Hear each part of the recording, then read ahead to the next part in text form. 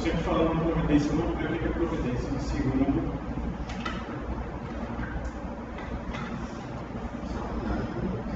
segundo catecismo, o que é a providência de Deus? É a força todo-poderoso e presente com que Deus, pela sua mão, sustenta e governa o céu, a terra e todas as criaturas. O primeiro aspecto da providência é o governo e o sustento. Assim, ervas e plantas, chuva e seca, anos frutíferos e infrutíferos, comida e bebida, saúde e doença, riqueza e pobreza, e todas as coisas não nos sobrevêm por acaso, mas de sua mão paterna. Então o Pai concede todas essas coisas por providência. Pergunta 28. Ainda é na linha do primeiro assentamento do credo apostólico, né? Creio em Deus Pai Todo-Poderoso. O fato de ele ser Todo-Poderoso faz com que ele decrete e também tenha faz com que ele seja o fato de ele ser Todo-Poderoso faz com que ele tanto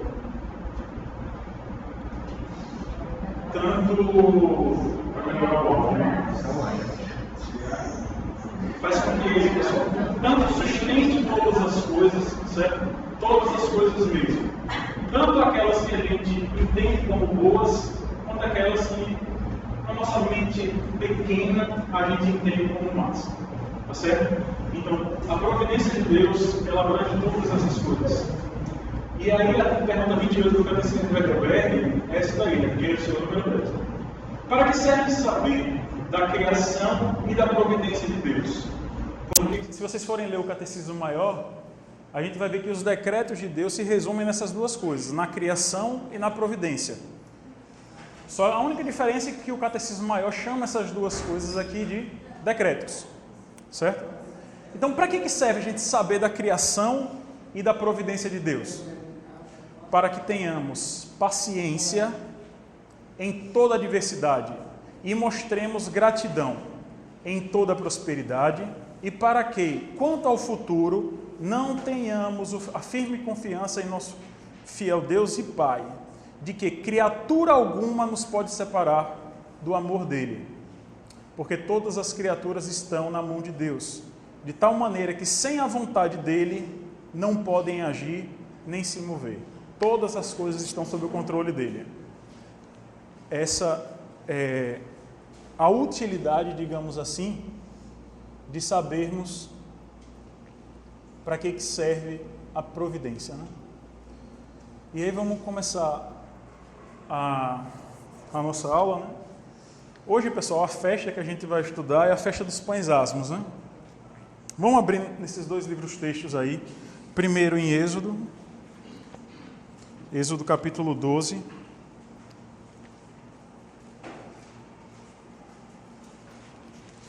Para quem não estava nas lições passadas, nas conversas passadas nossas, a gente está estudando as festas, né, os festivais de Israel, para ver como isso de fato aponta para Cristo. Ou seja, como Cristo sempre esteve revelado na Escritura, e como as festas de Israel, que às vezes parecem coisas tão desconexas para a gente, aquela monte de ordenanças e tal, como é que todas essas coisas se cumprem em Cristo, para que a gente não olhe para a Escritura como algo vazio em si mesmo. Então, Êxodo, capítulo 12. Isso aqui é quando o povo de Israel, quando Deus está libertando o povo, né? Verso 14. Este dia vos será por memorial. Êxodo 12, verso 14. Este dia vos será por memorial, e o celebrareis como solenidade ao Senhor. Nas vossas gerações o celebrareis por estatuto perpétuo. 7 dias comereis pães asmos. Logo ao primeiro dia tirareis o fermento das vossas casas, pois qualquer que comer coisa levedada, desde o primeiro dia até o 7º dia, essa pessoa será eliminada de Israel. Ao primeiro dia haverá para vós outros santa assembleia. Também ao 7º dia tereis santa assembleia. Nenhuma obra se fará nele, exceto o que diz respeito ao comer. Somente isto podereis fazer. Guardai, pois, a festa dos pães asmos, porque nesse mesmo dia tirei vossas hostes da terra do Egito. Portanto, guardareis este dia nas vossas gerações por estatuto perpétuo. Desde o dia 14 do primeiro mês, à tarde, comereis pães asmos até a tarde do dia 21 do mesmo mês. Por 7 dias não se ache nenhum fermento nas vossas casas, porque qualquer que comer pão levedado será eliminado da congregação de Israel, tanto peregrino como natural da terra. Nenhuma coisa levedada comereis, em todas as vossas habitações comereis pães asmos. Levítico 23 é apenas a reafirmação da festa. Levítico, capítulo 23, versos 6 a 8. Levítico 23, 6 a 8. E aos 15 dias deste mês é a festa dos pães asmos do Senhor.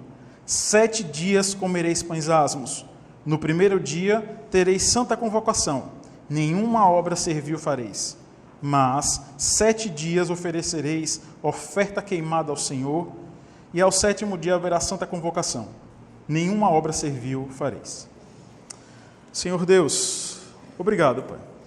Obrigado porque temos a Tua palavra, Senhor, na nossa língua.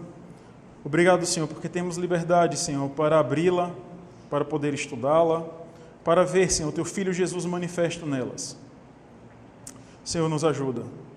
Nos ajuda porque a nossa mente corrompida, Senhor, pelo pecado que todos nós cometemos, Senhor, em Adão, nos faz, Senhor, nos inclinar para a distração, nos inclinar, Senhor, para as futilidades dessa vida. Por isso que te pedimos, Senhor, nos dá atenção à Tua palavra, nos dá atenção, Senhor, ao ministério, Senhor, ao magistério do Teu Filho Jesus. Ajuda-nos, suplicamos o auxílio do Teu Santo Espírito, Ele que é o nosso preceptor divino, o divino mestre. Te pedimos, Senhor, que o Teu Santo Espírito abra o nosso entendimento, Senhor, que descortine os nossos olhos para vermos a graça, Senhor, manifesta na Tua palavra. Ajuda-nos, Senhor, tem misericórdia das nossas vidas, derrama graça. É no nome de Jesus que nós te oramos. Amém. Irmãos, se vocês forem observar, tanto nessa passagem de Êxodo que a gente leu, quanto na passagem de Levítico, as duas festas, tanto a festa da Páscoa quanto a festa dos pães asmos, elas estão entranhadas. Só para recapitular, quem não estava aqui na aula passada ou então não conseguiu pegar, aqueles que estavam, a Páscoa se realizava em um dia, no dia 14 do mês de Abib ou do mês de Nissan. É a mesma coisa, né? É o mesmo nome, ou Nisan. Então, nesse dia, no crepúsculo da tarde, era festejada a Páscoa, na sexta-feira, no dia 14 do mês de Abib. No dia posterior, no dia 15, ou seja, na virada do dia 14 para o dia 15, ou seja, da virada da sexta para o sábado, ou seja, 6 horas da sexta-feira, ou seja, quando o relógio virava, na sexta-feira ainda, já se iniciava o quê? Um Shabat. Esse Shabat era o primeiro. Como a gente viu aí, havia duas grandes convocações, duas convocações solenes. Uma nesse primeiro dia, no Shabat, certo? No crepúsculo da sexta para o sábado, certo? E um outro 7 dias depois. Nesse período de 7 dias, o povo tinha que comer apenas pães asmos. A gente vai ver o que é isso, mas esses são os elementos principais dessa festa. Então, enquanto que a Páscoa era comemorada em apenas um dia, certo? A festa dos pães asmos é o quê? É uma festa de 7 dias, é uma festa mais comprida, tá certo? Páscoa, um dia, dia 14, certo? E a festa dos pães asmos, do dia 15 até o dia 21, tá ok? São 7 dias de festa. Então, os elementos dessa festa, primeiro, são o pão asmo, tá certo? Havia 2 Shabats solenes, o primeiro sábado, certo, dia 15, e outro dia 21, eram santas convocações, e por serem Shabats, o que tinha que acontecer? Nenhuma obra servil farás, como era em todo e qualquer Shabat, certo? Assim como é hoje também no nosso domingo, né? Mas esses 2 Shabats eram elementos também da festa, o primeiro no dia 15 e o outro no dia 21, e também, se a gente for observar, no texto de Levítico, o Senhor manda também que haja ofertas queimadas. Vamos abrir esse texto aqui no livro de Números. Números capítulo 28. Deus instituiu a festa dos pães asmos, reafirmou no livro de Levítico, e aqui no livro de Números, ele dá mais algumas prescrições. Números, capítulo 28, dos versos 16 até o 25. O quê? Verso 16, no primeiro mês. Esse é o mês de Abib, é o mês de Nisan, certo? No primeiro mês, aos 14 dias do mês, esta é a Páscoa do Senhor. Então, só reafirmando, a Páscoa é um dia 14, certo? Um Shabat. Aos 15 dias do mesmo mês, ou seja, no dia posterior, haverá festa. 7 dias se comerão pães asmos. No primeiro dia, haverá santa convocação. Nenhuma obra servil fareis, afinal era um Shabat. Mas apresentareis oferta queimada em holocausto ao Senhor. 2 novilhos, um carneiro e 7 cordeiros de um ano. Ser-vos-ão eles sem defeito. A sua oferta de manjares será flor de farinha amassada com azeite. Oferecereis 3 décimas para um novilho e 2 décimas para um carneiro. Cada um dos 7 cordeiros oferecereis 1 décima. E um bode para oferta pelo pecado, para fazer expiação por vós. Estas coisas oferecereis além do holocausto da manhã, que é o holocausto contínuo. Assim oferecereis cada dia, por 7 dias, o manjar da oferta queimada em aroma agradável ao Senhor. Além do holocausto contínuo, se oferecerá isto com a sua libação. No 7º dia tereis santa convocação, nenhuma obra servil fareis. Então, a festa dos pães asmos era uma festa bem ritual, como todas as festas em Israel. Mas a gente vê que tem muita ritualidade por trás, e a gente vai ver o que cada um desses elementos acaba significando e como isso aponta para Cristo. Essa é a nossa intenção maior. A gente não está aqui, meus irmãos, para se especializar em festas israelitas. Essas coisas passaram, glória a Deus, né? Glórias a Deus que essas coisas todas passaram. Mas a gente não precisa fazer mais a observância de todas elas. Mas Deus, na ordenação dessas festas, fez com que todas essas prescrições apontassem para Cristo. E isso é o que a gente tem que fazer, é perceber Cristo na Escritura e ver como Ele está prometido desde sempre, para a glória dEle e para a nossa glória, porque a gente se gloria nele. Então esses são os elementos da festa dos pães asmos. O próprio pão asmo, diga, Gil. Todas as refeições eram só pão asmo e alguns outros? E os cordeiros. E os cordeiros.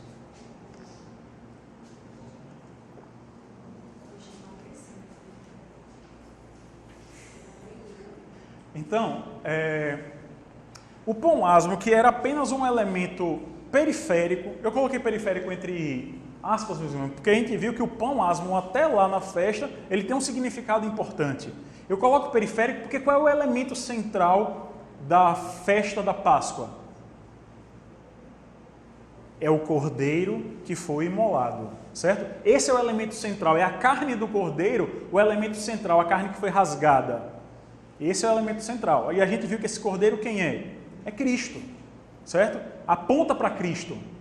Então, lá o pão asmo era apenas um elemento periférico, assim como as ervas amargas eram um elemento periférico e apontavam para trás, para o amargor que o povo viveu na escravidão egípcia, a água salgada que representava a passagem pelo meio do Mar Vermelho, e o pão, que era o pão da pressa, era o pão de deixar o pecado, ser liberto do pecado em uma tacada só, com a morte do cordeiro. Esse era o símbolo do pão asmo na festa da Páscoa. Só que agora, na festa dos pães asmos, ele é o elemento central. Não é mais o cordeiro. A gente vê que agora o cordeiro só aparece lá em Números. Fareis oferta queimada e tudo mais, o manjar de flor de farinha. Mas o pão asmo, ele é o elemento central. Então, assim como o cordeiro é o ponto central na festa da Páscoa, e esse cordeiro representava, apontava para Cristo, era um tipo de Cristo, e a gente sabe que a Escritura toda tem como centro Cristo, se aqui o pão asmo é o elemento central, quem é o nosso pão asmo? É Cristo. E a gente vai ver como é que isso acontece. É para chorar mesmo, viu? Pronto. Primeiro a gente tem que entender, meus irmãos, a seriedade dessa prescrição. E isso, de novo, não estou colocando aqui nada despropositado. Eu não vou falar aqui para vocês sobre o ritual e tudo mais, sem que esse ritual aponte para Cristo. Certo? Então, primeiro, vamos ver qual era a seriedade dessa prescrição. A gente viu lá em Êxodo 12:15, se repete mais à frente, nessa mesma perícope aqui. 7 dias comereis pães asmos. Logo ao primeiro dia, tirareis o fermento das vossas casas, pois qualquer que comer coisa levedada, desde o primeiro dia até o 7º dia, essa pessoa será eliminada. Se vocês estiverem aí com a... Jéssica, abra aí Êxodo 12:15. Eu pedi para a Jéssica porque ela está com a nova tradução na linguagem de hoje. Pode ler, por favor. Durante 7 dias vocês comerão pão sem fermento. Por isso, no primeiro dia, tirem o fermento das suas casas. Pois qualquer pessoa que comer pão feito com fermento, desde o primeiro dia até o 7º dia, será expulso. Será? A nova tradução na linguagem de hoje, meus irmãos, ela abaixa a seriedade da palavra que está lá no hebraico. Lá é katof.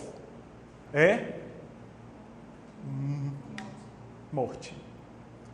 Morte. Por isso que assim, se você tem uma nova tradução na linguagem de hoje, continue. Ela é boa para muita coisa. Mas tem uma revista corrigida, certo? Cadê Beli? Cadê Beli? Revista corrigida, não é não, Beli? É a melhor, né? Então, tenha uma outra Bíblia auxiliar, porque muitas vezes a nova tradução na linguagem de hoje, ela diminui o peso das palavras. Certo? Se vocês tiverem... Aí vocês falam, meu irmão, mas você está dizendo aí sim, mas os tradutores foram lá, olharam... Primeiro, a nova tradução na linguagem de hoje não é uma tradução, né? Ela é uma paráfrase. Ou seja, ela molda as palavras e tudo mais. Tradução são as Almeidas e a NVI. Essas são traduções mesmo. Cadê Adriano? Adriano não veio hoje, né? Se você tiver com a mensagem, né? Aí, bicho. Então, eliminar ali a palavra é matar. Todo aquele que estivesse em Israel e comesse pão levedado, desde o primeiro dia da festa dos pães asmos até o 7º dia, deveria ser morto. Aí vocês vão falar assim, mas você está teimando com tradutores. Se vocês forem ler Gênesis 17:14 e Êxodo 4:24, vocês vão entender. Deixa eu só contextualizar para a gente não precisar abrir. Gênesis 17:14 é quando Deus institui a circuncisão. É quando Moisés é circuncidado, ele circuncida Ismael também. E se vocês forem observar lá... Diga, Larissa. Abraão. Obrigado, Larissa. Moisés só vai aparecer onde? Em Êxodo, né? Fiquem atentos aí, porque às vezes eu falo e estou pensando em um e falo outro. Então, Moisés, Abraão, Deus institui a circuncisão, ele dá a observância da circuncisão para Abraão, e ele fala lá no verso 14 que aquele que não for circuncidado será cortado. A mesma palavra. Aí a nova tradução na linguagem de hoje pode até colocar como expulso. Mas se vocês forem ver Êxodo 4:24, aí sim, quando Moisés está voltando para o Egito, o que o Senhor, quando Moisés está lá parado na estalagem, vai fazer? Vai matar. Por quê? Porque ele não circuncidou o filho. Se Deus vai vingar essa afronta de Moisés, é porque katof ali é o quê? É matar, certo? Aqui é matar, meus irmãos. Então, com isso, a gente vê a seriedade da prescrição de tirar todo o fermento da casa. Todo o fermento da casa tinha que ser tirado nessa época. E a gente vai ver o porquê. Como é que foi a primeira festa? Pão das pressas, certo? E outra coisa, meus irmãos. Se a gente for observar, na festa dos pães asmos, O povo celebra a Páscoa com o pão asmo, com ervas amargas, molhadas em água salgada, e eles levam para a sua viagem pães asmos. Meus irmãos, você sabe o que é um pão asmo, né? Todo mundo aqui sabe o que é um pão asmo? Pão asmo é um pão sem fermento. Ou seja, é um pão que você simplesmente mistura farinha e água e bota para queimar. É um biscoitão. Ou seja, é um pão que não cresce, é um pão que não tem volume, é um pão que você precisa de muito para encher a barriga. Então, se você tem a mesma quantidade de água e a mesma quantidade de farinha, se você coloca fermento, você consegue o quê? Mais volume. Você consegue encher a barriga mais rápido. O que Deus manda fazer? Confie em mim que eu vou prover. Coma um pão sem fermento. É esse o pão que vocês vão ter que levar para o deserto. A gente não pode perder de vista que Deus mandou que o povo fosse para onde adorá-lo? Como é que Moisés sempre se dirigia para Faraó? Nos deixa ir para o deserto. O povo sabia que ia sair da terra de Gósen de boa. Se vocês forem olhar no Google Maps a terra de Gósen, que é lá no delta do Nilo, lá em cima. Se vocês forem observar no Google Maps, que tem a diferença entre a parte mais árida e a parte com vegetação, vocês vão ver que hoje ainda Gósen é tudo verdinho. Eles vão sair dali e vão andar para uma terra, se vocês forem olhar no mesmo Google Maps, vocês vão ver aquilo seco, amarelo. Ou para cá, uma visão de vocês.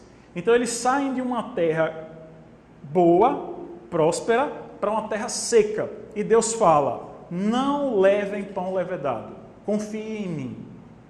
Ah, Senhor, mas se a gente levar o pão com fermento, vai durar mais, porque tem mais volume, a gente vai conseguir ficar uns 2 ou 3 meses até a gente chegar em Canaã. Não. Eu quero que vocês levem o pão, porque eu vou sustentar vocês. Então essa é a primeira figura que a gente tem. Essa foi a primeira festa. Antes de entrar na terra, se vocês forem olhar lá em Josué, vamos abrir, Josué 5, de 6 até o 11. Isso daqui, meus irmãos, depois do povo peregrinar 40 anos no deserto, já atravessou, já atravessou o Jordão, e Josué é ordenado pelo Senhor fazer algumas coisas. Josué capítulo 5, os versos de 6 a 11.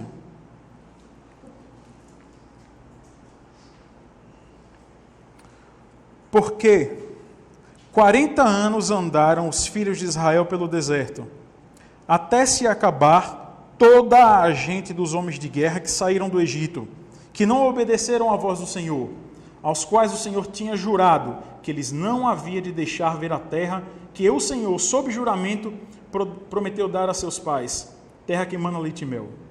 Porém, em seu lugar pôs a seus filhos, e estes Josué circuncidou.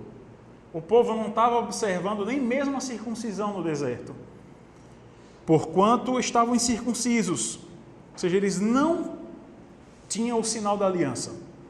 Josué teve que fazer isso, porquanto estavam incircuncisos, porque os não circuncidaram no caminho.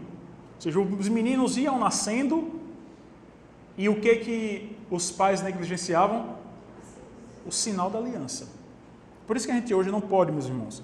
Nosso filho nascer e a gente deixar 2, 3 pode, 7, 8 anos e não 2, 3 meses, os meninos sem o sinal da aliança, que é o batismo. Isso é negligência. Observe o que o povo fazia aqui. Porque os não circuncidaram no caminho. Tendo sido circuncidada toda a nação, ficaram no seu lugar no arraial, até que sararam. Disse mais o Senhor a Josué: hoje removi de vós o opróbrio, a vergonha do Egito, pelo que o nome daquele lugar se chamou Gilgal, até o dia de hoje. Estando, pois, os filhos de Israel acampados em Gilgal, celebraram a Páscoa, no dia 14 do mês, à tarde, nas campinas de Jericó. Comeram do fruto da terra no dia seguinte à Páscoa. No dia seguinte à Páscoa, pães asmos e cereais tostados comeram neste mesmo dia.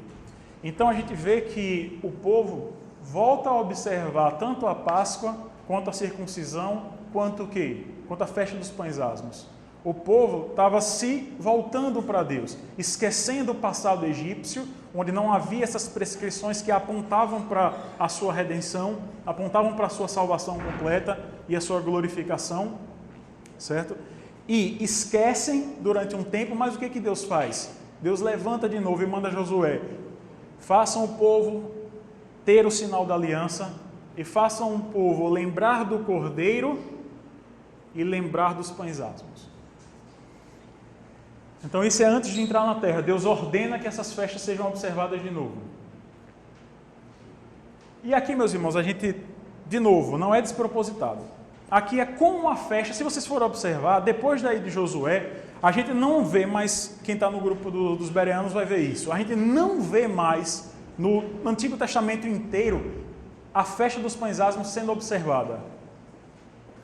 Claro que ela estava sendo observada, porque nos tempos de Cristo ela voltou a ser, mas a gente não sabe se isso só voltou a ser com Neemias e Esdras, ou se no meio tempo isso já estava sendo observado. O que a gente sabe de fato é que a festa dos pães asmos, no tempo de Cristo, estava sendo observada. Mas o que aconteceu durante esse tempo? O povo de Israel acabou incorporando a sua tradição para envolver as crianças nesse ato solene, que era tirar o fermento da sua casa, em uma brincadeira, um jogo, certo? O nome desse jogo é esse daqui, Bedikat Hametz ou Hametz. Bedikat. Eu botei no Google, como é aquele negócio lá no Google Tradutor, né? Foi assim que eu mais ou menos consegui imitar, certo? Bedikat, a sílaba tônica é essa daqui, Hametz ou Hametz. Se você botar no Google, vai aparecer os dois, certo? No livro e na revista, é esse nome que está exposto. Só que quando você joga no Google, aparece muita coisa com esse nome aqui. Aí eu também não tive tempo de procurar o que esse C antes, ou se era alguma coisa. Se tem alguma importância. Mas o que era esse jogo? Deixa eu só colocar aqui a descrição do Sitman. Eu vou ler toda porque a descrição dele é muito boa. O costume envolvia toda a família. Primeira coisa importante. A gente tem que lembrar, meus irmãos, de uma coisa. Se tem um povo que envolvia suas crianças nos rituais e ficava inventando formas, porque isso não foi prescrito na Bíblia, didáticas, para ensinar aos seus filhos, esse povo eram os judeus. Aquele povo do Oriente Médio, ele preza muito por passar a sua crença, a sua fé para frente. Vocês vão ver isso com os judeus, vão ver isso com os muçulmanos. Deveria ser assim também com os cristãos, e foi durante muito tempo.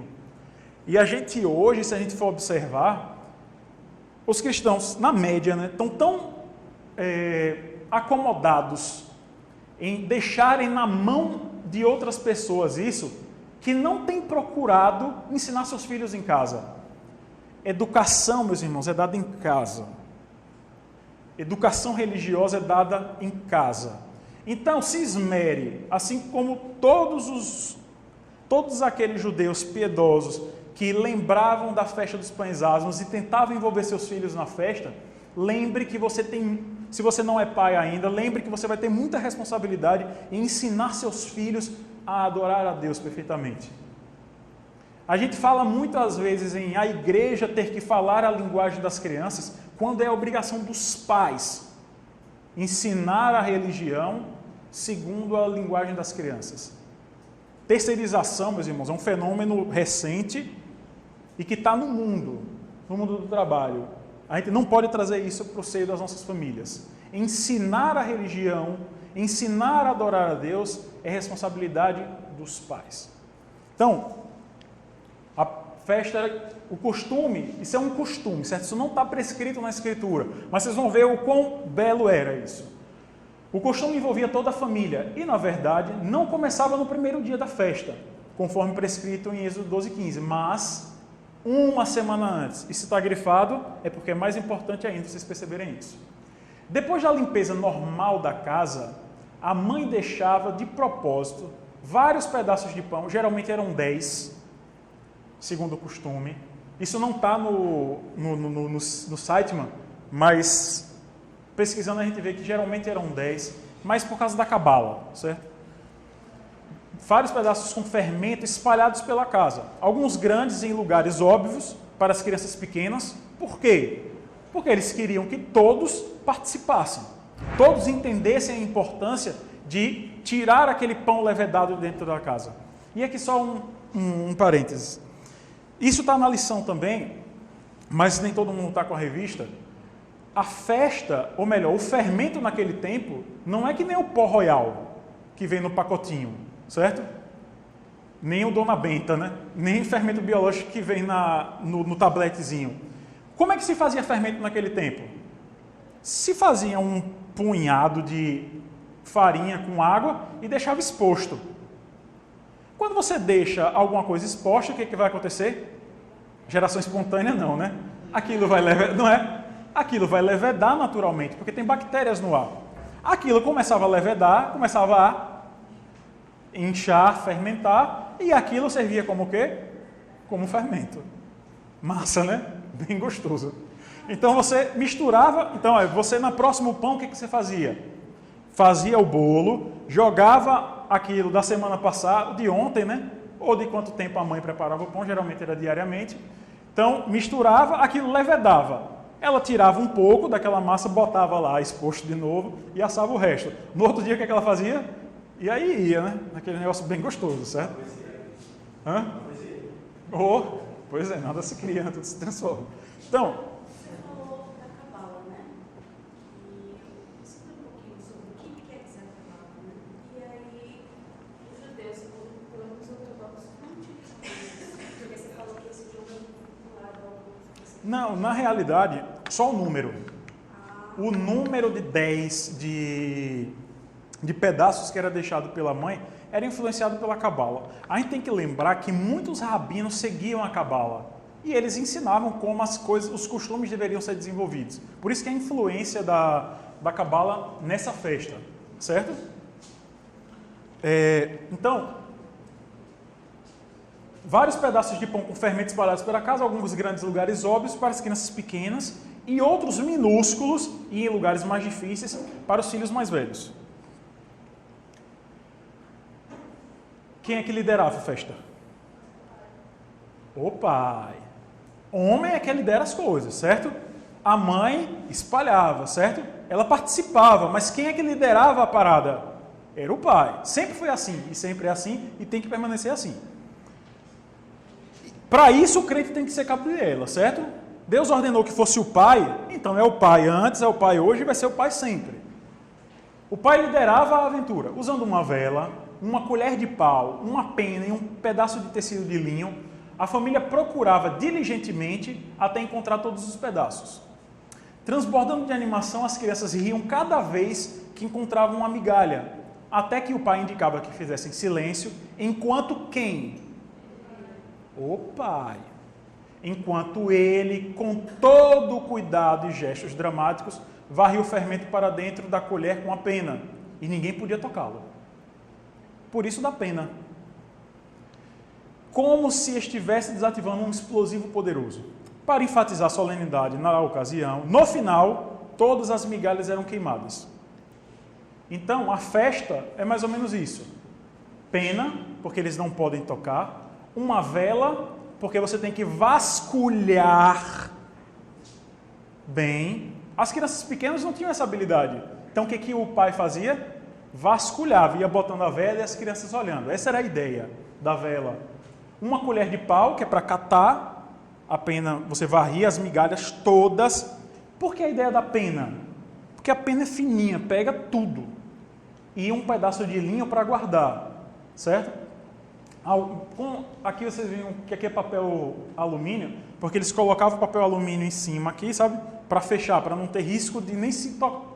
Porque a ideia, de fato, era de tirar toda a migalha. Até aquela que ficasse presa nas rugosidades da sua mão, teria que ser tirada. Essa era a ideia, por isso que você não podia tocar. Aqui tem um pai com uma vela, né, varrendo, o menino pronto aqui para pegar. E hoje ainda, essa foto é recente, E eu esqueci de botar maior, porque essa foto tem crédito aqui. Então, quando vocês verem no YouTube, essa foto tem crédito, certo? Ainda hoje eles fazem isso, eles se reúnem nas comunidades judaicas, certo? Colocam tipo aqueles containers de lixo e vai jogando lá dentro, depois eles tacam fogo. E a cerimônia, quem é que tem aqui? Vocês estão vendo alguma mãe aqui? Mas tem uma porrada de menino e tem uns pais. Pronto. Mas mais do que simples pedaços de pão levedado, meus irmãos, era esse costume. Qual era a real intenção? Isso daqui também é do Sitman. Crianças, isso era o que os pais, segundo alguns relatos, falavam. Eu procurei isso na internet e tem mais ou menos, isso é mais ou menos um discurso pronto. Crianças, o fermento representa a idolatria e a influência do Egito, da escravidão, do pecado. Deus ordenou que deixássemos todas essas coisas para trás, quando nos tirou de lá pelo sangue de quem? Então a festa apontava para o que eles tinham feito ontem e para o que eles têm que fazer hoje. Nunca se esqueçam disso. Essa é a citação do Sitman também. Ou Sitman. Mas aí a gente chega num outro problema. O pão levedado, aquilo que contamina, é só o que vem de fora. Vamos abrir aí, Salmo 51, verso 5. Isso aqui é o rei Davi, né? Um cara que sabia se arrepender. Né, Bélia? Salmo 51.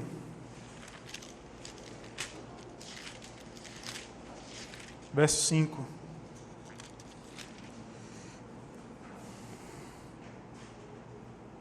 Ao mestre de canto, Salmo de Davi, quando o profeta Natã veio ter com ele, depois de haver ele possuído Batseba. Verso 5.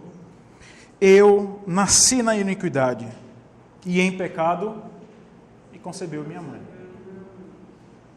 Não é depois dos 7 anos não, viu?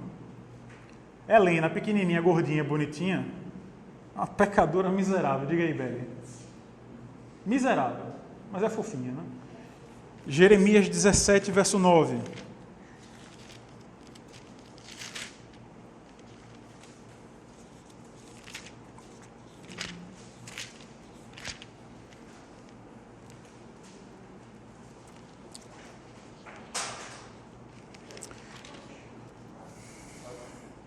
A epígrafe aí é: o pecado engana e destrói. Jeremias 17, verso 9. Enganoso é o quê? O coração. Mais do que todas as coisas. E desesperadamente corrupto. Quem o conhecerá? Nem nós mesmos, meus irmãos, podemos sondar a imundícia, a miséria que é o nosso coração, como tem lá nas primeiras perguntas do Catecismo de Heidelberg. Mateus 23, 25 ao 26.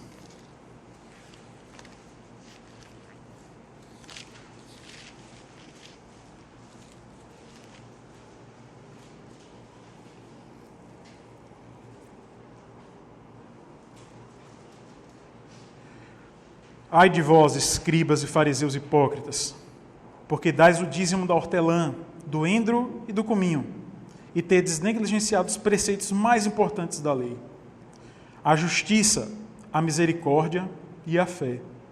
Devias, porém, fazer estas coisas sem omitir aquelas. Guias cegos que coais o mosquito, engolis o camelo. Ai de vós, escribas e fariseus hipócritas, porque limpais o exterior do copo e do prato, mas estes por dentro estão cheios de rapina e intemperança. Fariseu cego, limpa primeiro o interior do copo, para que também o seu exterior fique limpo.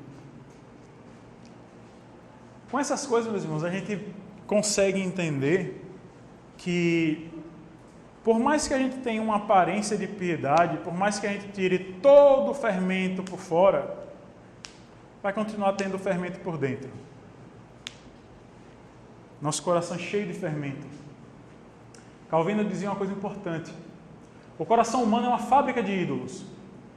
Cada um de nós é, desde o ventre materno, expert em inventar ídolos.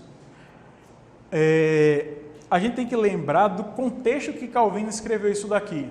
As fábricas, ou seja, as oficinas no tempo de Calvino, não eram oficinas de produção em série, né? O que você fazia naquele tempo?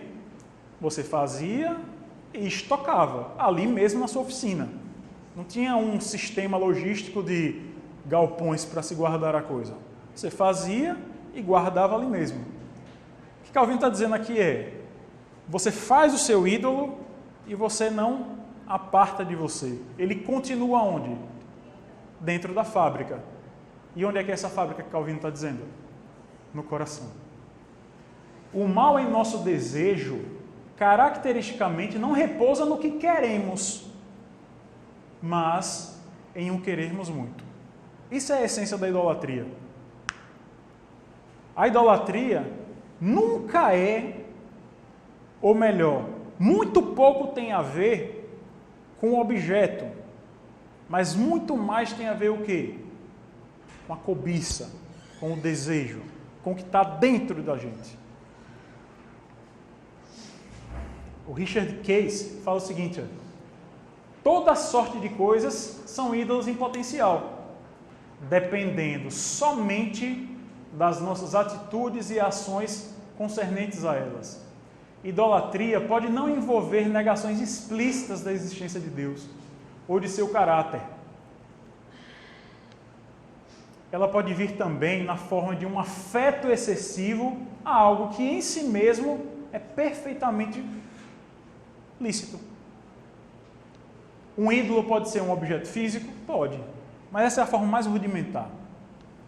Uma propriedade, uma pessoa, uma atividade, uma posição, uma instituição, uma esperança, uma imagem, uma ideia, um prazer, um herói. Qualquer coisa que possa substituir Deus. Rapaz, quando a gente olha para essas coisas, não tem como a gente ver o caráter miserável que a gente vive. Por mais que a gente limpe o exterior, limpe o copo por fora, por dentro o copo continua sujo. E muitas vezes a gente se preocupa apenas em: mas eu não sou um idólatra, não sou pecador. Eu não fumo, eu não bebo, as pessoas não me veem jogando na loto. Ou seja, só coisas que as pessoas veem de fora para dentro, né? O exterior do copo. Quando na realidade é o seu interior, o mais profundo do seu coração, que continua cheio de rapina. Tá, beleza. Mas onde está o meu Senhor nisso tudo? De novo, né? Eu peço que vocês tenham um pouquinho de calma. A gente só consegue, meus irmãos, não se desesperar com essas coisas quando a gente entende quem de fato faz a limpeza. Porque quando parte de nós mesmos, é só miséria. Por isso que quando você coloca, meus irmãos, a sua dependência em você, na sua própria força, das duas uma, ou você vai seguir uma vida de legalismo, ou você vai viver uma vida de libertinagem.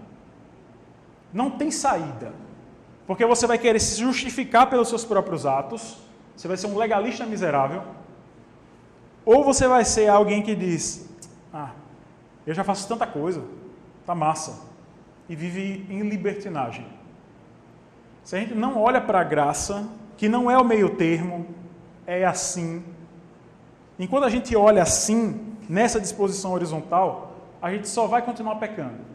Ou porque a gente é legalista, não confia na graça, ou porque a gente confia demais nela e não vive se santificando. É quando a gente olha assim, nessa direção, que a gente passa a entender que Cristo é quem limpa a casa. Observe uma coisa. Na Páscoa, Cristo, como cordeiro, no dia anterior ele havia sido o quê? Examinado.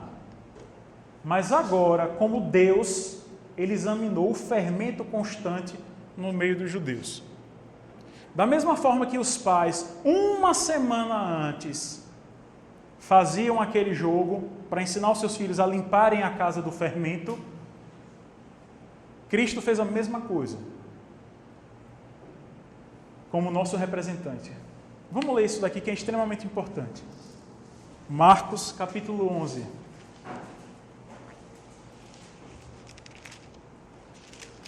Marcos, capítulo 11, do verso 12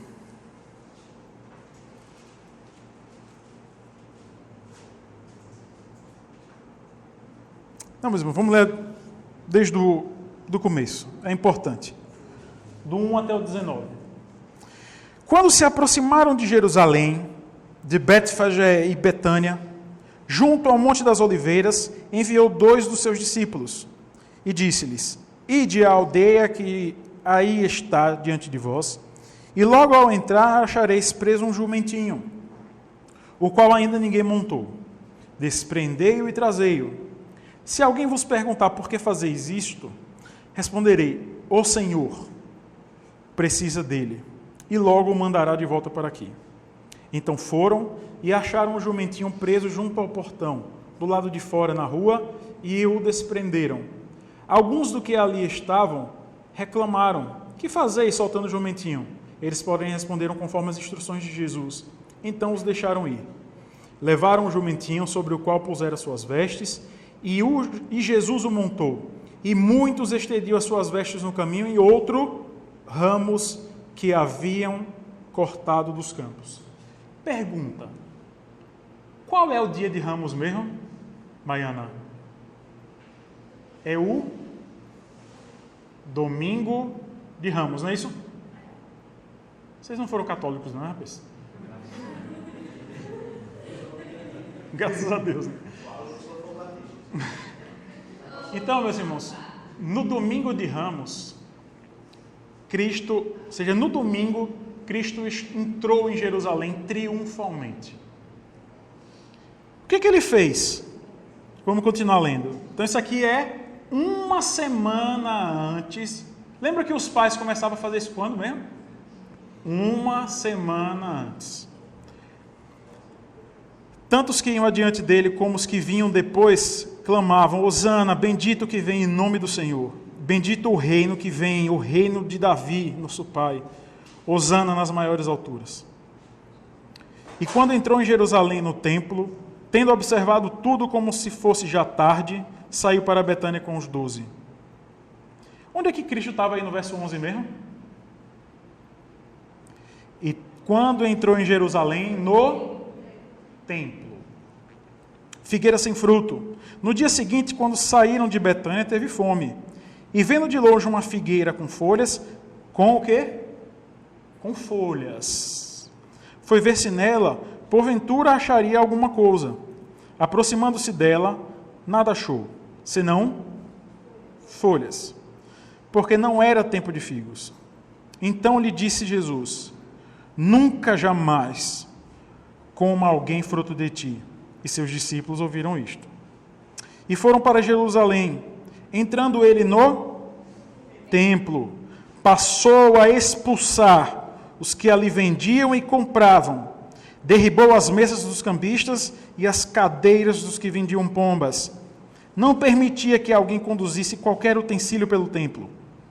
Também os ensinava e dizia: não está escrito: a minha casa será chamada casa de oração para todas as nações?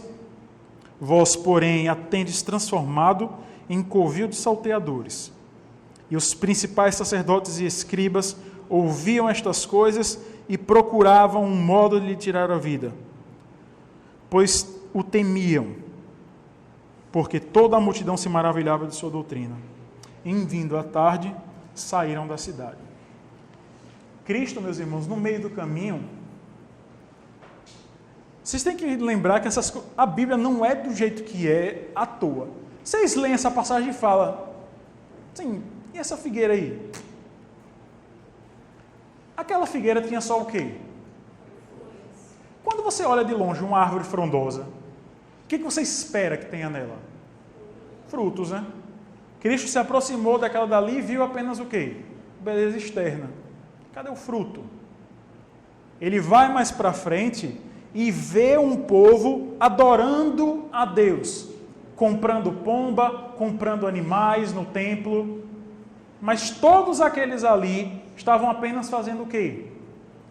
Tendo aparência de adoração, apenas aparência de religião. O que Cristo faz? Onde é que estão os seus frutos? Vocês transformaram a minha casa, a casa de meu pai, que é casa de oração, em covil de salteadores. Vocês só têm aparência, assim como aquela árvore. Figueiras com folhas, e onde estão os frutos? Então Cristo, ele começa limpando o templo. Marcos 11:17, essa é a citação do Sightman.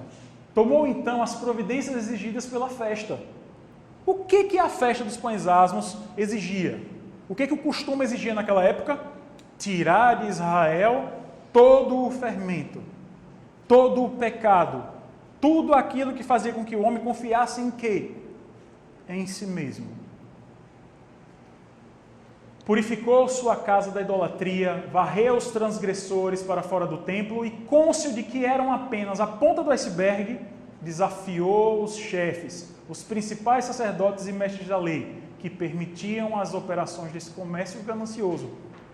Não está escrito: a minha casa será chamada casa de oração para todas as nações? Vós, porém, a tendes transformado em covil de salteadores. Mas aí alguém poderia perguntar: sim, Marlon, mas será que não dá para fazer só uma meia sola, não? Só uma limpeza superficial? O que vai acontecer quando a gente cava mais fundo? Abram, meus irmãos, aí, por favor, Mateus 5.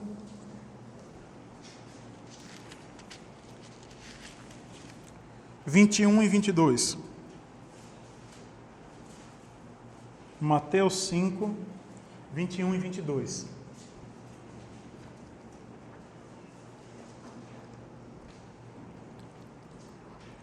O capítulo 5 de Mateus, meus irmãos, começa a descrever o quê? O sermão do monte, né? A ética daqueles que se alegram por serem partes do reino, serem participantes do reino, serem cidadãos do reino. E Cristo diz assim: ouvistes, verso 21 do capítulo 5, ouvistes que foi dito aos antigos: não matarás, e quem matar estará sujeito a julgamento. E aí o que nós, assim como todos na história de Israel, pensavam? Basta apenas não tirar a vida, né? E se olhar, meus irmãos, só a superfície do mandamento. Eu, porém, vos digo que todo aquele que sem motivo se irar contra seu irmão estará sujeito a julgamento. E quem proferir um insulto a seu irmão estará sujeito a julgamento do tribunal. E quem lhe chamar tolo estará sujeito ao inferno de fogo. Se a gente começa, meus irmãos, a cavar um pouquinho mais as nossas atitudes, a gente vai ver o estado de miséria que a gente vive. O que a gente faz apenas? A gente só quer olhar para a superfície dos mandamentos. Por uma vez que os 10 mandamentos eles são apenas uma síntese, e a gente sempre ensina que aquilo é a síntese da lei moral, a gente pensa que basta a gente fazer aquilo superficialmente. Basta não adulterar. Quando a gente pensa que adultério é simplesmente a consumação sexual, quando nós somos casados e a gente se deita com uma mulher que não é a nossa. E o que o Senhor Jesus fala no verso 27? Ouvistes que foi dito: não adulterarás. E aí o que acontece? A gente pensa que é só a consumação carnal. E o que o Senhor Jesus acusa? Eu, porém, vos digo: qualquer que olhar para uma mulher com intenção impura no coração, já adulterou com ela. Meus irmãos, pecado está tão entranhado no nosso ser, na nossa carne, que se a gente não faz um exercício de autoexame e a gente não conhece a Escritura, que é o que faz com que nós nos espelhemos nela e olhemos quais são os nossos pecados, a gente só vai ficar na superfície. E é muito fácil se auto-justificar quando a gente olha só para a superfície. A gente pensa assim, eu não tenho nenhuma imagem na minha casa, então eu não quebro nem o primeiro mandamento, nem o segundo. Eu venho para a igreja, eu fico sem fazer nada no domingo. Eu estou de boa, eu estou guardando o quarto mandamento. Eu nunca falo, oh meu Deus, eu nunca quebro o terceiro mandamento. Eu nunca xinguei meu pai. Eu honro meu pai e minha mãe, eu guardo o quinto mandamento. E se a gente olhasse, meus irmãos, o quão miserável a gente é. Abram aí, por favor, em Tito, capítulo 2, versos 9 e 10. Tito, carta de Paulo a Tito, capítulo 2, versos 9 e 10.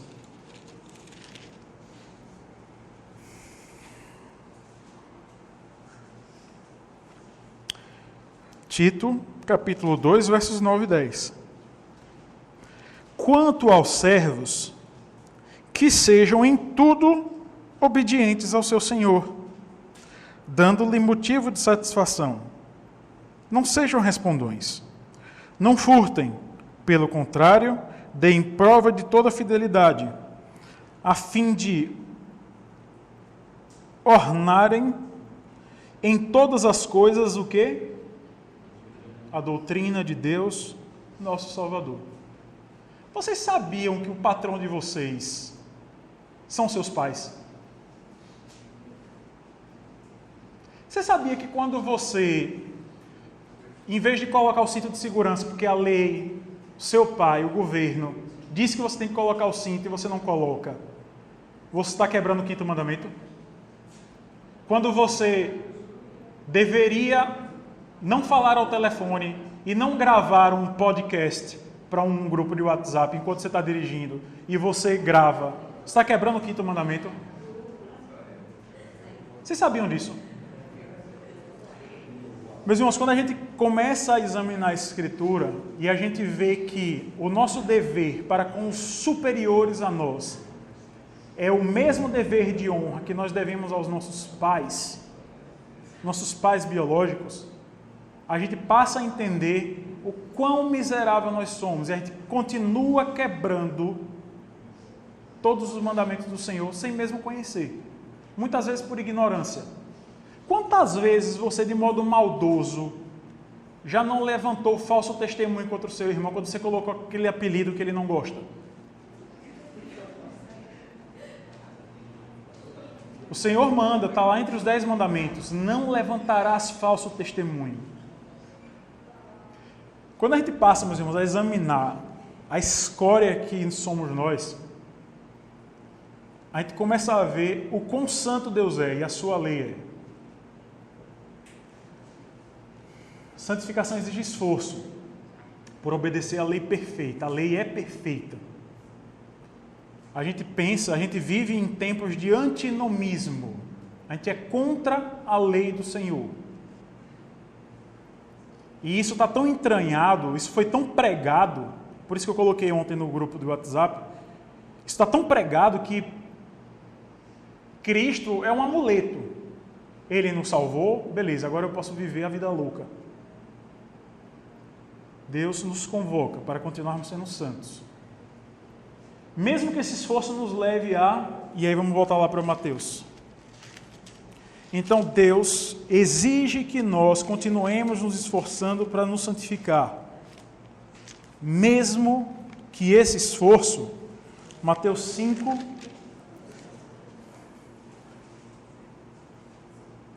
verso 29 e 30. Se o teu olho direito te faz tropeçar, arranca-o e lança-o de ti, pois te convém que se perca um dos teus membros e não seja todo o teu corpo lançado no inferno. E se a tua mão direita te faz tropeçar, corta e lança-a de ti, pois te convém que se perca um dos teus membros e não vá todo o teu corpo para o inferno. Isso aqui são palavras do Sitman. Arrancar o olho e cortar a mão não são soluções para covardes. E não há medicamentos paliativos para torná-las, essas atitudes, mais fáceis. Se for necessário cortar na carne, você tem que cortar na carne. Se for necessário você se abster das suas liberdades que você tem em Cristo para se santificar, corte na carne. A gente vive um tempo de no Espírito eu sou livre da lei, que essa liberdade é confundida com libertinagem. Cristo nos libertou da observância da lei para a nossa salvação. Nunca fomos justificados pelas obras, nunca. Mas aqueles que são justificados pela obra de Cristo precisam fazer o quê? Fazer obras de obediência, obras de santificação. Isso não é fácil muitas vezes. Mas ontem, você está vendo que esse discurso às vezes, Priscila fala muito isso, às vezes é muito duro nas suas palavras. É, né, Mai? Eu não queria que vocês me olhassem como alguém que só fala duro porque fala duro, sabe? Mas olhe para alguém que fala duro e que tem que se segurar aqui porque isso vem martelando a semana toda, sabe? Acusando os pecados, vendo quão miserável eu sou, o quanto eu estou me matando todo dia porque eu não me cuido, não cuido da minha saúde. Isso continua acusando meu coração todo dia. E se eu falo aqui é segurando mesmo, é para que eu possa comunicar para vocês o que de fato a Escritura fala. Não existe, meus irmãos, não existe vida de crente sem vida de santificação. Vida de esforço, vida de olhar para dentro, sabe? De tentar sondar esse coração que nem mesmo nós conseguimos entender. Jeremias já falava isso lá no capítulo 17. Quem é que pode discernir esse coração miserável? É só Deus. Só Deus é que pode cavar lá no mais fundo. Mas isso não te desobriga de se esforçar. Vamos abrir rapidinho aí, meus irmãos. Lucas, capítulo 23.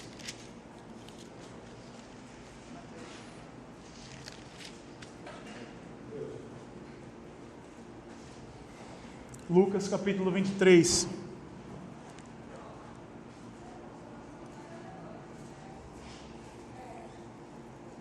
Quais são as boas novas, meus irmãos?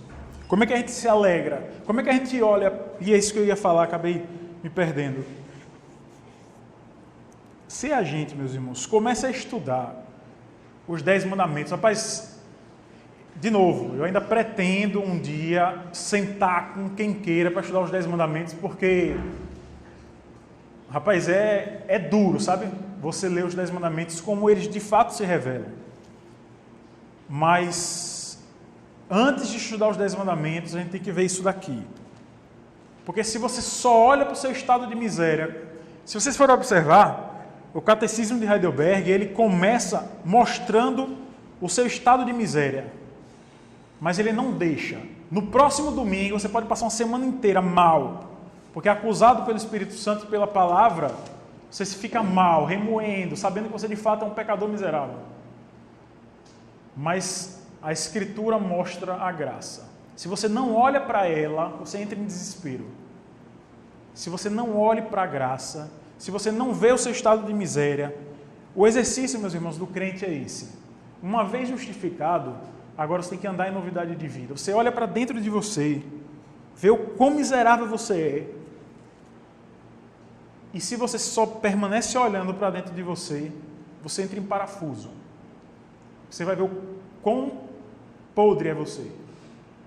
Por isso que Cristo toda hora fala: olha, Tomé, para as minhas mãos. Se a gente não olhar para a graça, meus irmãos, a gente fica louco.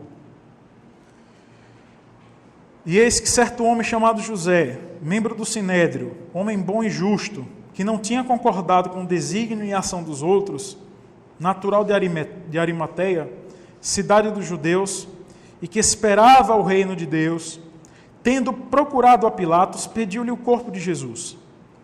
E tirando-o do madeiro, envolveu-o num lençol e depositou num túmulo aberto em rocha, onde ainda ninguém havia sido sepultado. Era o dia da preparação e começava o sábado. Meus irmãos, é isso que nos alegra.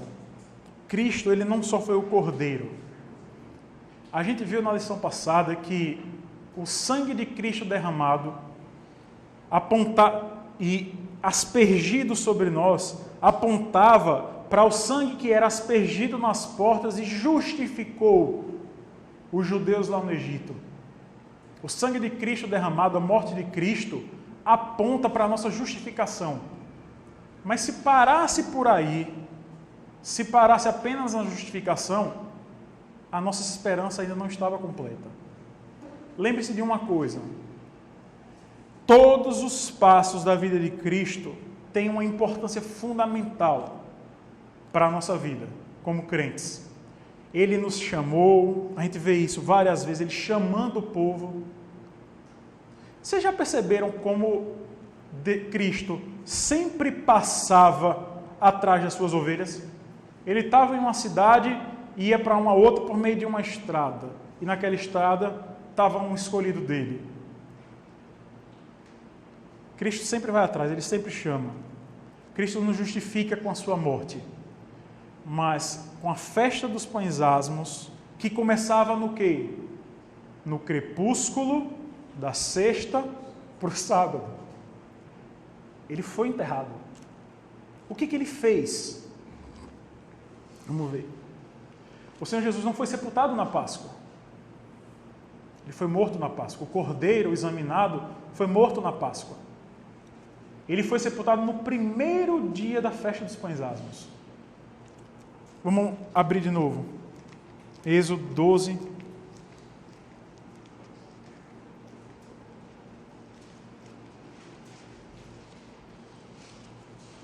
Verso 15.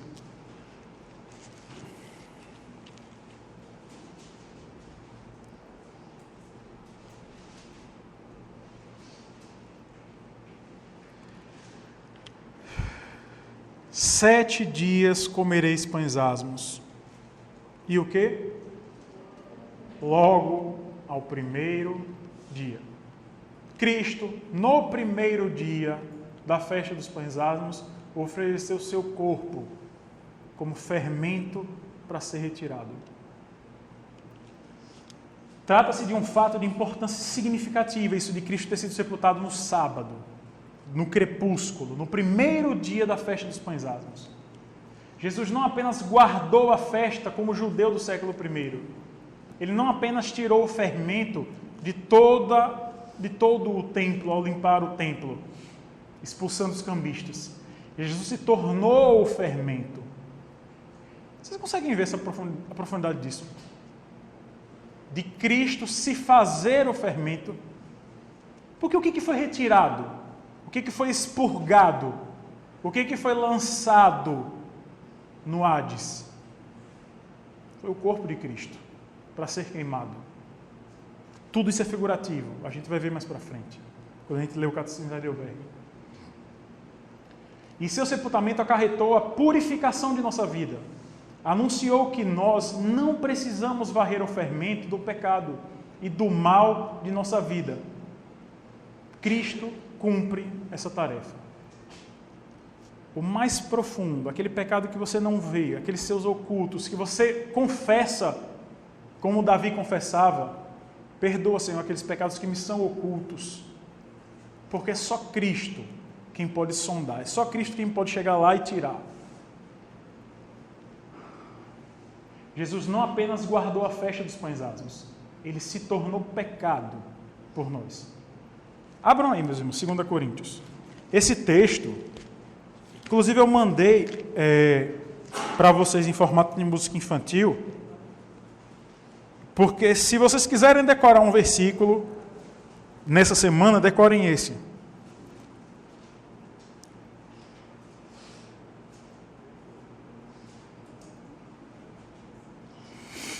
Aquele, 2 Coríntios 5, 21, aquele que não conheceu o pecado, ele o fez pecado por nós. Aquele que não era fermento, ele o fez fermento por nós, para que nele fôssemos feitos justiça de Deus. Somos chamados, meus irmãos, para uma vida de santidade. Hoje a gente já é santo em Cristo. Nós já somos santos em Cristo. Mas continuamos a ser convocados para nos santificar. E é importante que a gente abra essa passagem de Hebreus. Hebreus 12.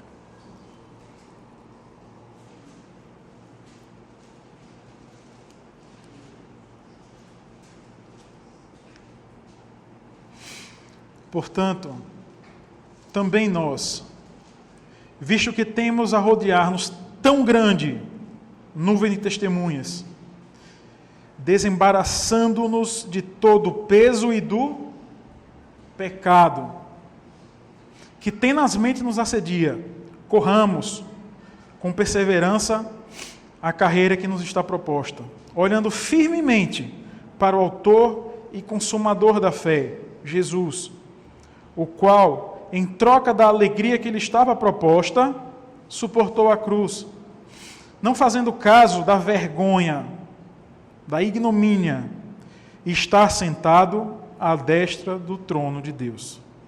Considerai, pois, atentamente aquele que suportou tamanha oposição dos pecadores contra si mesmo, para que não vos fatigueis, desmaiando em vossas almas. Verso 14. Segui em paz com todos e a santificação, sem a qual ninguém verá o Senhor. Atentando diligentemente, porque ninguém seja faltoso, separando-se da graça de Deus, nem haja alguma raiz de amargura que, brotando, vos perturbe, e por meio dela muitos sejam contaminados. Nem haja algum impuro ou profano, como foi Esaú, o qual, por um repasto, vendeu o seu direito de primogenitura. Pois sabeis também que, posteriormente, querendo herdar a bênção, foi rejeitado, pois não achou lugar de arrependimento, embora com lágrimas tivesse buscado.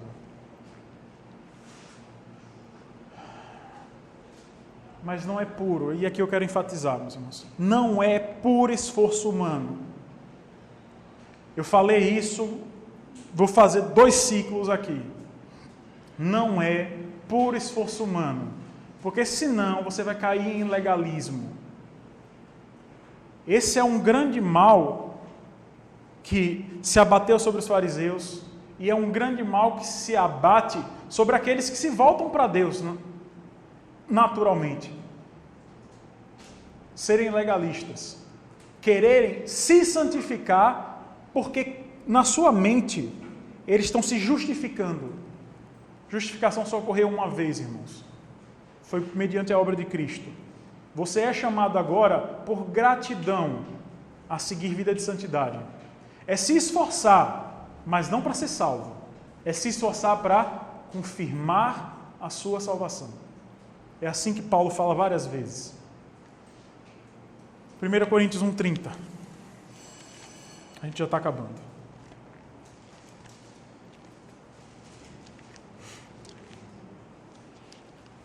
1 Coríntios 1, verso 30.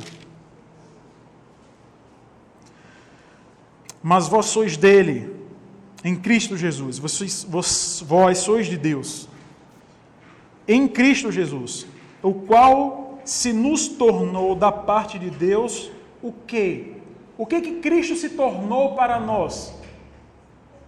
Sabedoria, justiça e santificação. Nós somos santos em quem? Em Cristo. Em Cristo. É apenas nele, em Cristo, que nossa santificação se aperfeiçoa. Apenas nele. E agora o momento confessional. Confissão de Fé de Westminster, capítulo 13 da santificação. Os que são eficazmente chamados e regenerados, tendo criado em si um novo coração e um novo espírito, são, além disso, santificados real e pessoalmente, pela virtude da morte e ressurreição de quem? de Cristo, pela sua palavra e pelo seu Espírito, que neles habita. O domínio do corpo do pecado é neles todo destruído. As suas várias concupiscências são mais e mais enfraquecidas e mortificadas.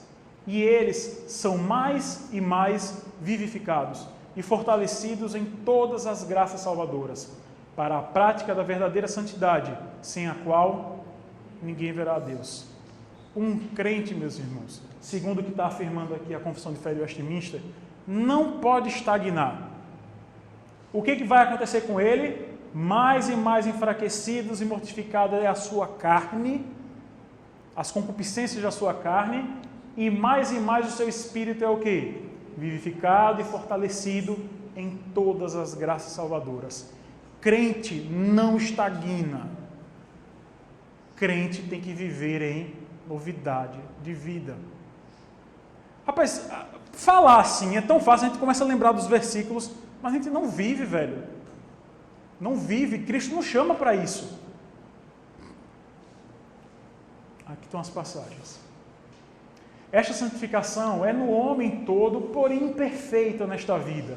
Ainda persiste em todas as partes dele fermento.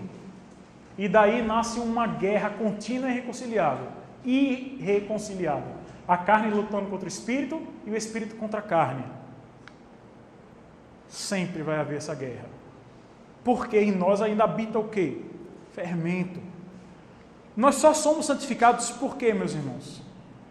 Porque em Cristo toda a representação do nosso fermento se fez. Ele se fez fermento por nós.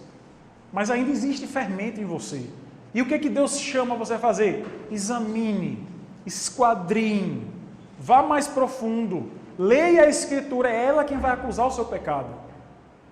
Com a ajuda do Espírito Santo. Nesta guerra, embora prevaleçam por algum tempo as corrupções que ficam, contudo, pelo contínuo socorro da eficácia do santificador Espírito, sem ele a gente não tem como se santificar, de Cristo, a parte regenerada do homem novo vence. Por isso que nós somos mais do que vencedores. É porque a gente progride. E se um crente não progride, meus irmãos, é hora de mudar. Ou ele não é crente. E assim os santos crescem em graça, aperfeiçoando a santidade no temor de Deus. Leiam esse capítulo, eu mandei para vocês ontem, da confissão. E o que fazer agora? A gente viu tudo isso. O que a gente deve fazer agora? Se já estamos limpos e somos santos, então a gente tem que viver a vida louca? Esse é o último. 1 Pedro.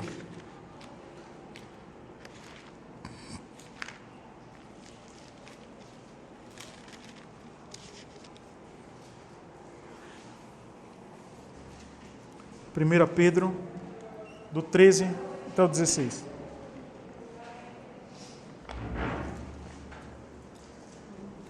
Primeira Pedro 1, do 13 até o 16.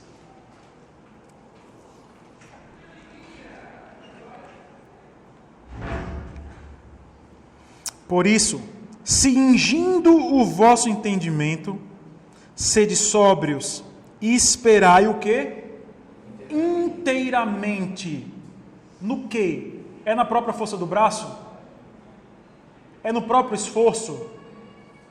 Na graça. Inteiramente na graça que vos está sendo trazida na revelação de Jesus Cristo.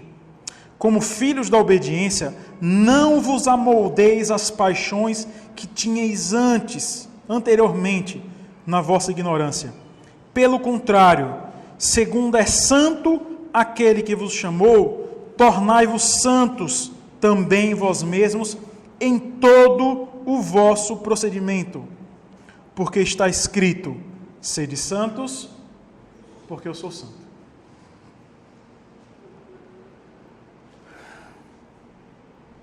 Então, meus irmãos, se você está em Cristo, você já é santo. Isso é motivo de você dar glória a Deus. Se você se confia em Cristo e nos méritos dele, você já é santo. E por você ser santo, o que você tem que fazer? Trilhe o caminho do santo. Eu não coloquei aqui de propósito, não foi de propósito. Se você é santo, trilhe o caminho do santo. Tá, beleza, irmão. Mas você não falou da ressurreição ainda. Tenha calma. Na próxima aula, a gente vai ver o que a ressurreição significa para a gente. A gente viu hoje o que o sepultamento de Cristo significa para a gente. Vamos ver o que a ressurreição significa. Deversional de casa, para hoje. Você hoje é uma figueira bonita e frondosa, mas que possui apenas folhas? Ou você tem dado frutos? Vamos orar, né? Senhor, quando olhamos, Senhor, para a Tua Escritura, vemos de fato, Senhor, o quanto nós somos imundos, imerecedores, Senhor, de qualquer graça. De fato, Senhor, por toda essa rapina, Senhor, imundícia que há no nosso interior, Senhor, conseguimos nos convencer, Senhor, que mereceríamos de fato o inferno. Mereceríamos, Senhor, viver eternamente em um lago que arde como fogo e enxofre. Mas obrigado, Senhor. Obrigado porque aprove a Ti, Senhor, por graça, desde o princípio, Senhor, imolar o Cordeiro Santo, para que nós fôssemos justificados, deitá-lo, para que o fermento, Senhor, que habita em nós, Senhor, fosse retirado. Obrigado, Senhor.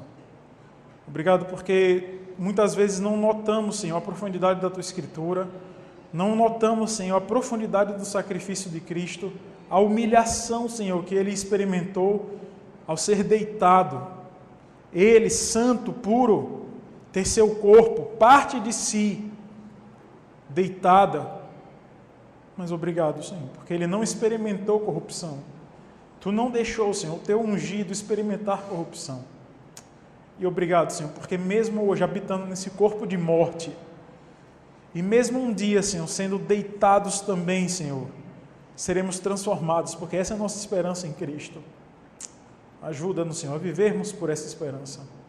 Ajuda-nos a não esquecermos, Senhor, que Cristo se fez fermento por nós, se fez pecado quando Ele nunca, Senhor, nunca foi pecado. Obrigado, Senhor. Obrigado porque isso nos humilha, nos faz, Senhor, ficar no nosso lugar. Nos lembra que de fato somos servos apenas. Servos porque temos um Senhor que exige de nós santificação. Ajuda-nos, Senhor. Ajuda-nos a, lendo a Tua palavra, Senhor, e com o auxílio do Teu Santo Espírito, sermos acusados dos nossos pecados, da concupiscência, Senhor, da nossa carne, da imundícia, Senhor, que habita em nós. Ajuda-nos, Senhor, para que vivamos em novidade de vida. Ajuda-nos, Senhor, a não sermos fermento que leveda toda a massa, mas que vivamos, Senhor, os asmos da sinceridade e da verdade. Obrigado, Senhor. Obrigado por Tua palavra. Nos despede em paz, Senhor. Nos ajuda a virmos para o Teu culto solene hoje, regozijantes por sabermos que cultuamos um Deus puro, que se fez impuro, que se fez fermento, para que um dia possamos, sem pecado, cultuarmos de modo puro, Senhor, a Ti. Obrigado por tudo, Senhor. É no nome de Jesus que nós te oramos. Amém.